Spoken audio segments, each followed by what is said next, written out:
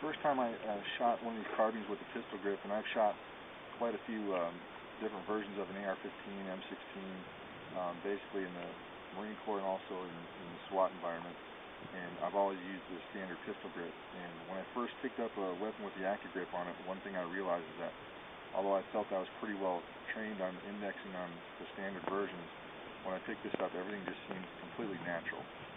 Once I indexed my hand into the backstrap and stretched out for that trigger, it was right where I needed it to be right away without doing any extra manipulation because of improper hand size and relation to the backstrap to the trigger distance. Basically what that told me as far as my shooting is if I were to use an accu grip, it's extremely consistent as far as when you're coming up, and that's regardless of whether you're shooting out of the shoulder or off the collarbone or out of your armpit. However you choose to shoot it, it was very, very consistent. And basically for me, what it does is it takes away any room for error. It also leaves you with no excuses as far as trigger pull in terms of whether or not you're hitting your target or not. Basically, it puts it into the best possible position every time without fail because it's the most natural, ergonomically correct position to put it in.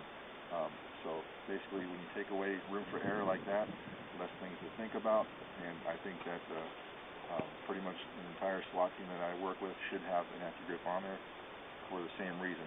It's a lot easier to figure out where you're going with it in terms of muscle memory. It's right there. It takes less things to think about, and once you get it on there, you'll realize that your shot placement will drastically improve. You'll be able to do your trigger follow through more smoothly, more precise. Get that next shot off quicker and more accurately because your index remains the same. It's a nice, smooth, and natural pull every time.